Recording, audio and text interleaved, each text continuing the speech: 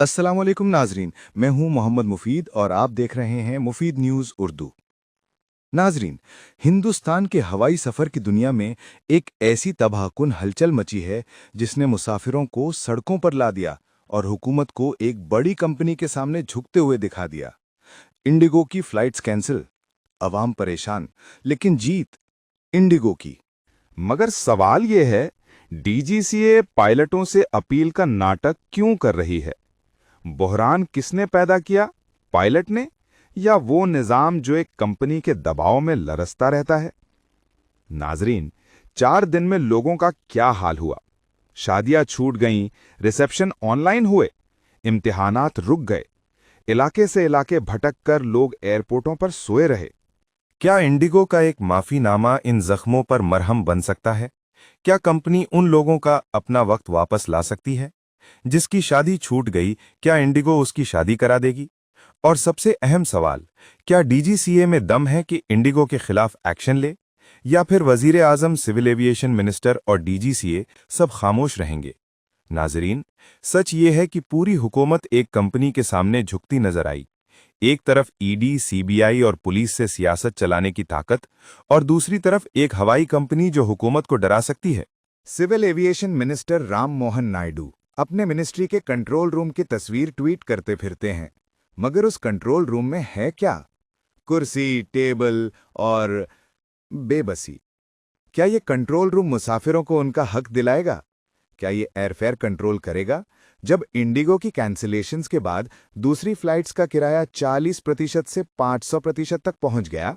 नाजरीन, मुसीबत ये नहीं कि क्राइसिस आए, मुसीबत ये है कि उनके दौरान हुकूमत बेसदा, बेइख्तियार और बेअसर नजर आई। हवाई मुसाफिर जिन्हें एलीट समझा जाता है, वो 10 से 20 घंटे एयरपोर्ट पर पड़े रहे। शायद समझ रहे थे कि उनके साथ ऐसा कभी नहीं होगा, मगर हो गया। और इंडिगो जीती रही। 4 दिन में 1000 फ्लाइट्स कैंसिल। दिल्ली, बेंगलोर, हैदराबाद, मुंबई, पुणे, हर तरफ अफरा तफरी। मगर नाजरीन, जब एक सेक्टर में सिर्फ एक ही कंपनी का राज हो, जब मोनोपोली या डुओपोली कायम हो जाए, तो आवाम हमेशा हारी हुई ही नजर आती है। यही वजह है कि पिछले कई साल से इंडिया का एविएशन सेक्टर राह से भटककर एक कंपनी के दम पर चलने लगा। इंडिगो का 60% से भी ज्यादा मार्केट शेयर। दूसरी कंपनीज या तो घुट रही हैं। ये सवाल अब कौम का सवाल है।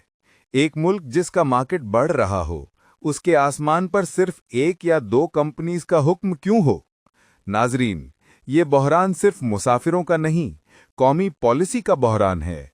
पायलट सालों से कह रहे थे, हद से ज्यादा ड्यूटी आवर्स, थकान और सेफ्टी पर असर। इंडिगो ने नए रूल्स के बावजूद पायलटों की हायरिंग नहीं बढ़ाई। जब रूल्स लागू होने लगे, कंपनी रुक गई, सिस्टम ठर गया। और फिर डीजीसीए, पहले सख्ती, फिर पलटना, फिर छूट देना। ये सब क्यों? क्या एक कंपनी के दबाव में?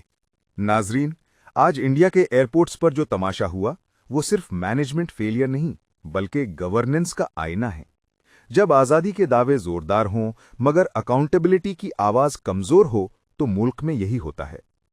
मुसाफिरों की वाजाए तहज्जुद चीखें सोशल मीडिया पर वायरल हुईं, मगर हुकूमत हमेशा। जिस देश में प्रधानमंत्री हर 3-4 महीने में एक नारा लाते हैं, उस देश में एक नारा चला कि हवाई चप्पल पहनने वाले लोग अब हवाई यात्रा कर सकेंगे। आज एयरपोर्ट्स पे जूते चप्पल चल रहे हैं। यात्री और एयरलाइंस के बीच में घमासान मचा हुआ है। ये स्थिति कैसे उत्पन्न हुई?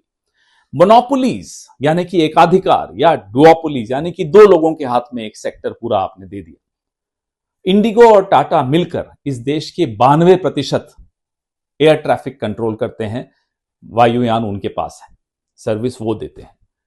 इसमें से 64% सिर्फ इंडिगो के पास है। 64% सिर्फ एक कंपनी के पास है।